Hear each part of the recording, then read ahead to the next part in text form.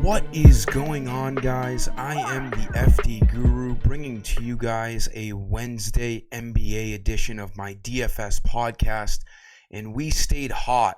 Ending November last night, it was a great month, maybe a career month for me. The NBA went off last night once again. NHL GPP won, and we've just been sweeping the board. Couple of great return on investments from some clients. This was sent to me last night. Small little tournament.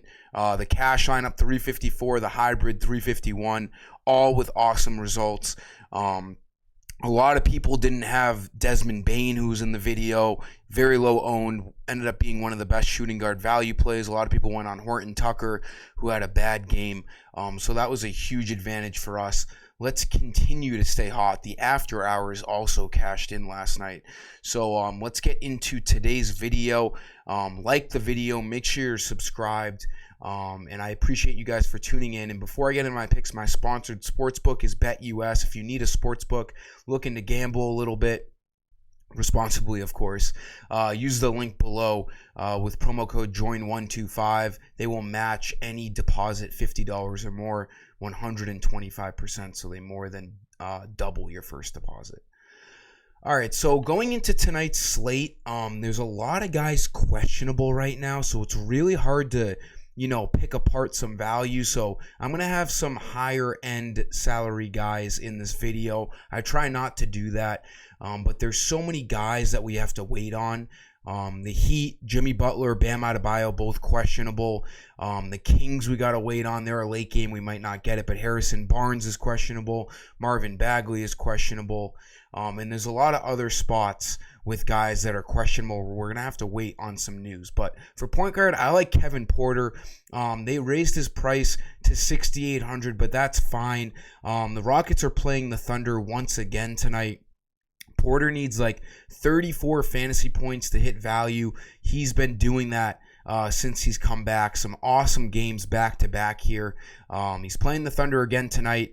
Almost got a triple-double, 11, 9, and 11 with 3 steals. He just fills up the stat sheet.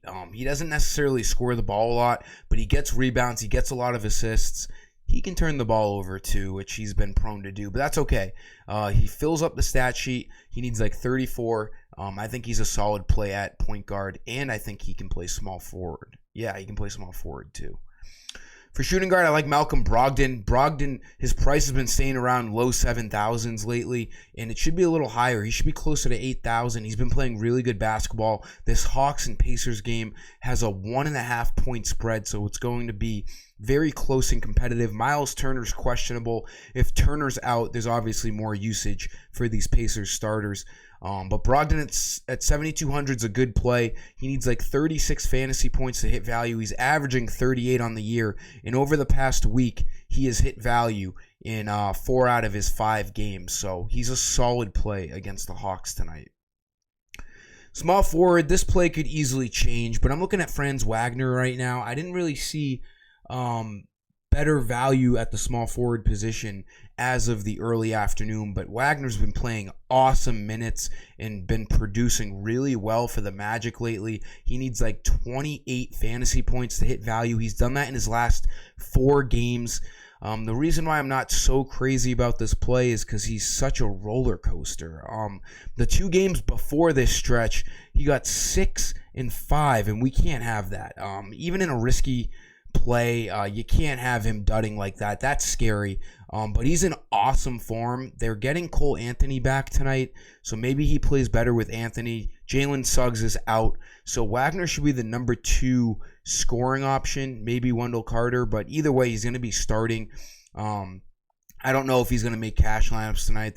There should be more value opening up, but he's worth a GPP play with the huge upside that he presents. For power forward, let's look at Giannis here. A nice spend up. This Bucks and Hornets game has the highest over-under on the slate.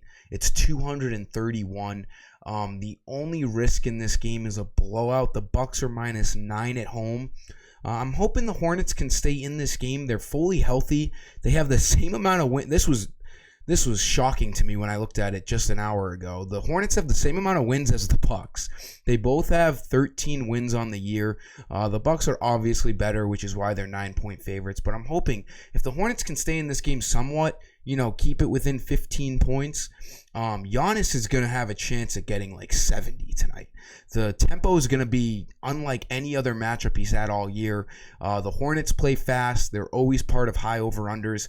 At 11,200, he needs 55 fantasy points. He's averaging that on the year, and he has like a 70, 75-point ceiling. I think he's a guy you do not want to fade tonight. And then for center, let's stick in this game on the other side. PJ Washington, no Mason Plumlee.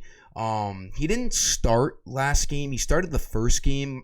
Mason Plumlee was out against the Rockets, and that was the game that went into overtime on Saturday. And he played a bunch of minutes, filled up the stat sheet.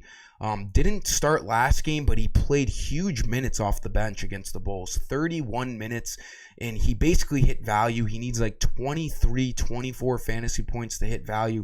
He's done that in his last 3 games.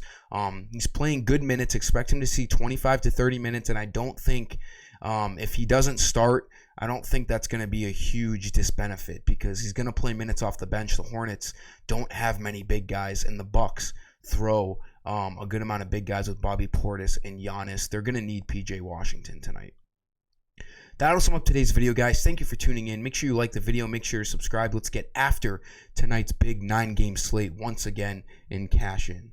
Until next time, I am the FD Guru, and I'm signing off. See ya.